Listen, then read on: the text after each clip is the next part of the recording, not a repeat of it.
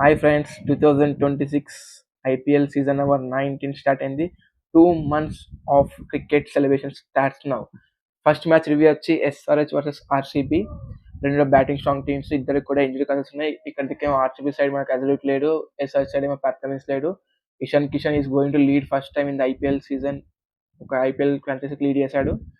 ఇప్పుడు టాస్ వచ్చి ఆర్సీబీ గెలిచింది. సో ఆబ్వియస్లీ టాస్ వచ్చిన వాళ్ళు ఫస్ట్ బౌలింగ్ చేసుకుంటారు, తీసుకున్నారు. కానీ ఒక డిఫరెన్స్ ఏంటంటే, ఎవరైతే రిప్లేస్మెంట్కి వచ్చిన అసలు రిప్లేస్మెంట్ వచ్చిన డఫీ చాలా మంచి బౌలింగ్ చేశాడు. ఆయన అన్ని కూడా ఇట్టి డెక్ టైప్ ఆఫ్ బౌలింగ్ చేశాడు, చాలా మంచి చేశాడు. మెయిన్లీ ఏంటంటే ఆయన హైట్ వల్ల కూడా బాల్ అనేది బౌన్స్ బాగా వచ్చింది. అక్కడ 3 వికెట్స్ ఇస్తాడు. పవర్ ప్లేలో కంటిన్యూస్ 4 hours ఆఫ్ స్పెల్ చేసి 3 వికెట్స్ ఇస్తాడు.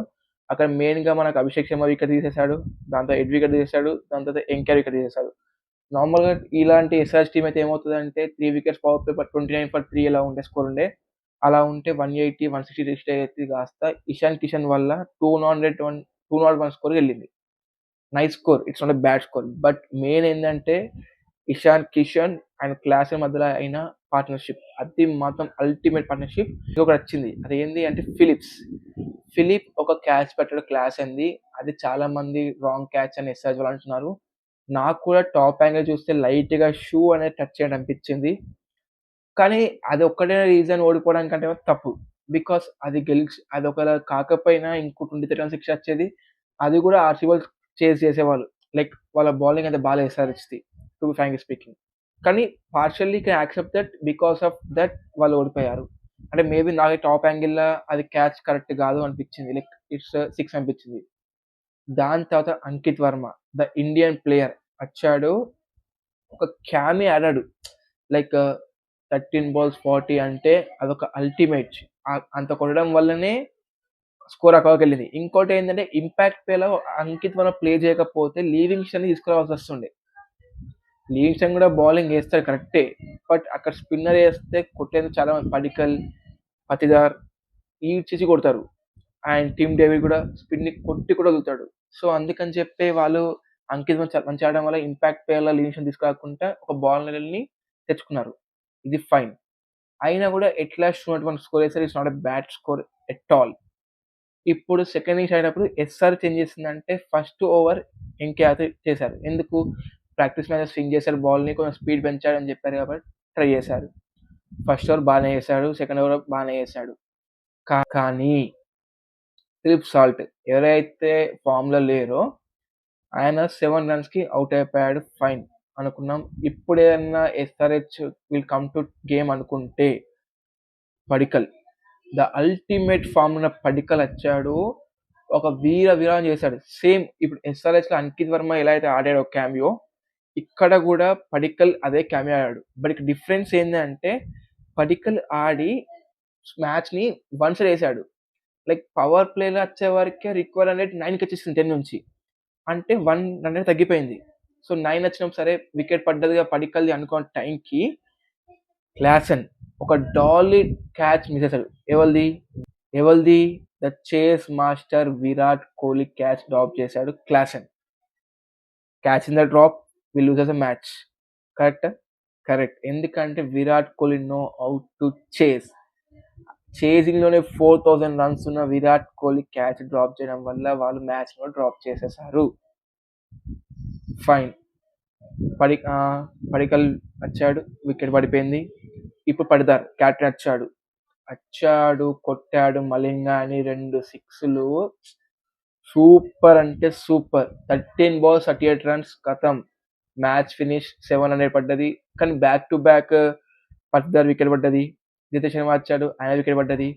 కానీ నో ఇంపాక్ట్. ఎందుకంటే అక్కడికే మ్యాచ్ అయిపోయింది. లైక్ ఇట్స్ లైక్ నార్మల్గా 6.5 700 ఉంది, అది ఎవరైనా కొట్టేయగలుగుతారు ఈజీ. అక్కడ విరాట్ కోహ్లీ ఉన్నాడు ఇంకా అపోజిట్లో, సో ఈజీ మ్యాచ్ అవుతుంది.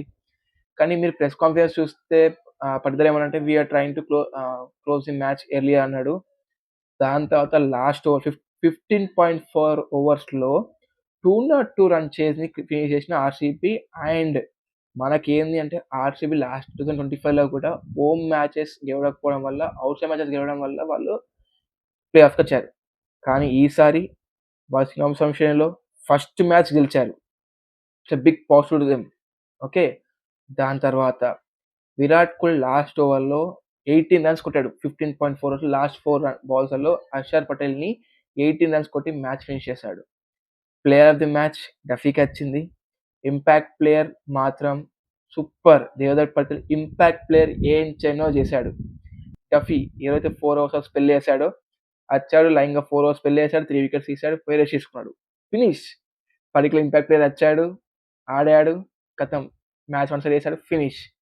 ఎక్కడ డిఫరెన్స్ వచ్చిందంటే ఎప్పుడైతే పవర్ ప్లే అయిపోయిందో వాళ్ళ స్కోర్ 78 అలా వెళ్ళిపోయిందో అక్కడనే మ్యాచ్ వన్ సైడ్ అయిపోయింది. ఇక మీ 7 runs per over, 6 runs over, wickets in hand 9 wickets ఉన్నప్పుడు ఈజీగా కొట్టేస్తారు. ఇంకా చెప్పాలంటే సాల్ట్ తొందర వికెట్ పడకపోయి ఉంటే మ్యాచ్ ఇంకా ఈజీ అయిపోయేది అనిపించింది.